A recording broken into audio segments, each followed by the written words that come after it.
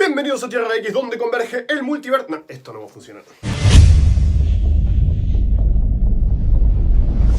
Dark Phoenix, señores y señores, el arco argumental de los X-Men que definió para siempre no solo al grupo de mutantes, sino a la historia del cómic de superhéroes en general. ¿Y por qué es tan importante la saga de Dark Phoenix? ¿Por qué seguimos hablando de esta saga más de 30 años después? ¿Por qué tenemos dos películas espantosas basadas en esta saga? ¿Es acaso por los grandes dibujos de John Byrne?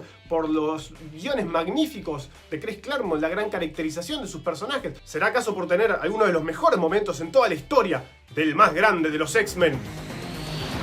Cyclops, señores y señores, el más grande de los X-Men es Cyclops. Dejémonos de joder con esta mentira de Javi Paredes. Bueno, todo eso sin duda influye, pero lo más recordado de esta saga es, por supuesto, que es el momento en el que Jean Grey se convierte en una villana, uno de los miembros fundadores de los X-Men, algo que no era muy común en los cómics de ese momento. En Marvel había algunos casos de villanos que se habían convertido en superhéroes, como puede ser el caso de Black Widow, como puede ser el caso de Hawkeye, que son personajes que empezaron como villanos de Iron Man y después terminaron siendo miembros clave de los Vengadores.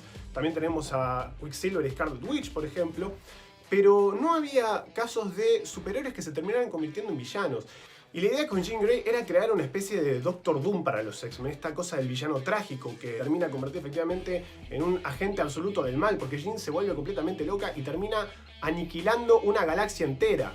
Pero ¿de dónde viene el origen de Jean Grey como Fénix? Originalmente Jean era conocida como Marvel Girl, y a nadie en Marvel le gustaba demasiado este nombre, les parecía medio tonto.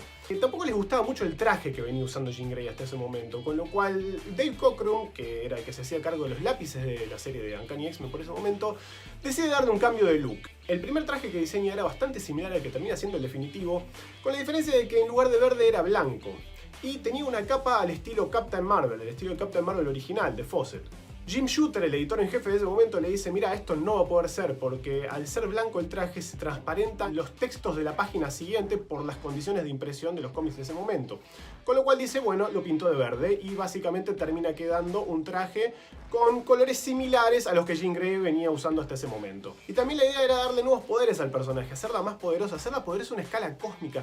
Querían un personaje en X-Men que se integrara de la misma forma que Thor se integra a los Avengers, un personaje muy poderoso, muy por encima de la escala de poder de los demás, y ver cómo podían hacerlo funcionar. Es así que en una misión espacial en la que la nave de los X-Men termina bombardeada originalmente por los mismos rayos cósmicos que le dieron sus poderes a los Cuatro Fantásticos. De hecho, si se fijan en la viñeta en la que está siendo bombardeada la nave, la onomatopeya que se usa es exactamente la misma que usó Stan Lee en su momento para mostrar cuando los Cuatro Fantásticos obtienen sus poderes.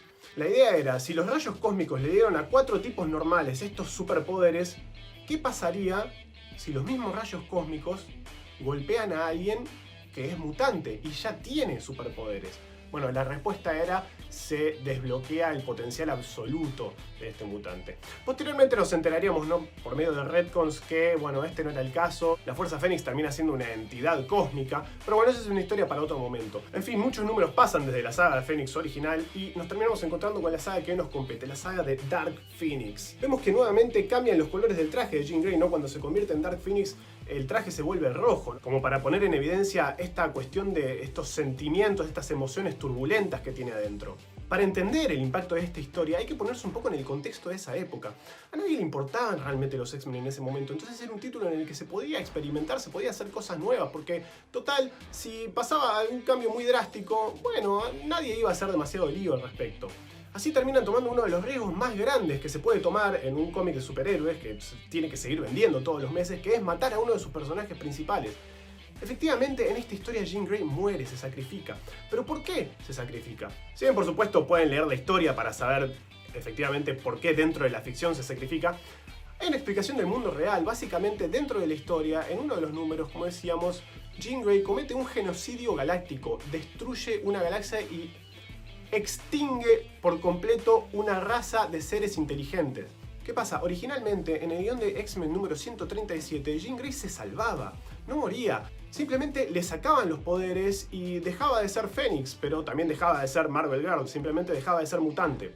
Cuando Jim Shooter se entera de esto, dice: esto no puede ser.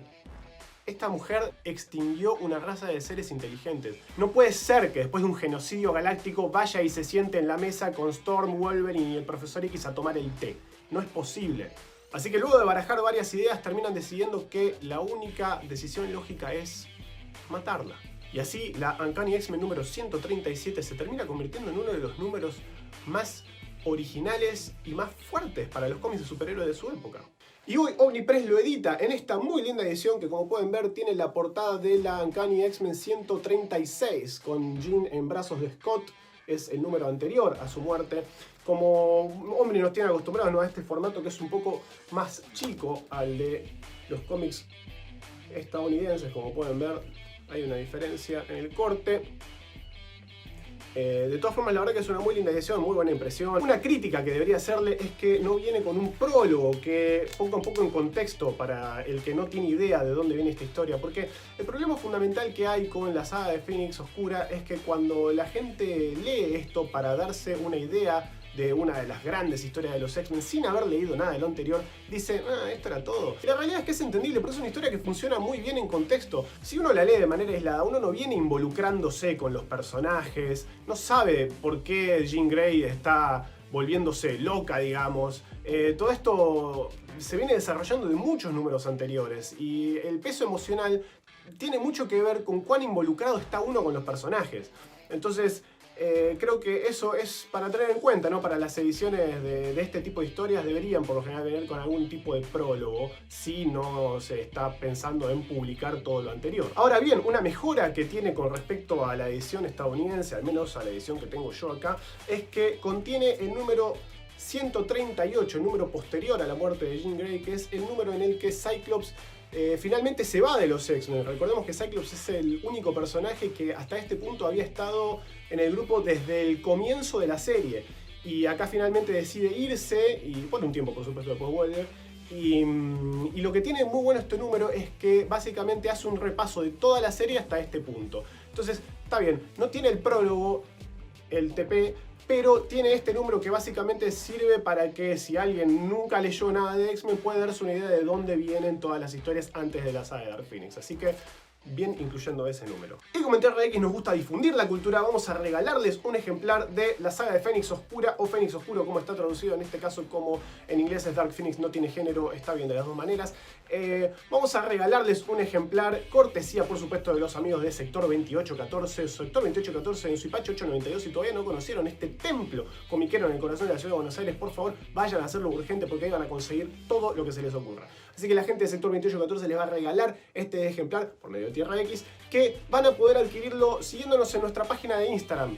En nuestra cuenta de Instagram, ¿se entendió? Acá se las dejo para que puedan acceder y puedan acceder a las bases para concursar. Pronto vamos a sortearlo y se van a poder llevar este ejemplar de la saga de Fénix Oscura, uno de los grandes hitos en la historia de los cómics. Bien amigos, como siempre, muchas gracias por acompañarme cuando me digno a aparecer por acá.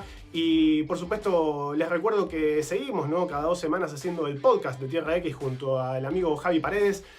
Así que vayan a escucharlo. Tenemos de hecho un par de programas que hicimos dedicados a los X-Men y hablamos sobre muchísimas otras cosas más. Y bueno, será hasta alguna próxima entrega de Tierra X donde converge el multiverso.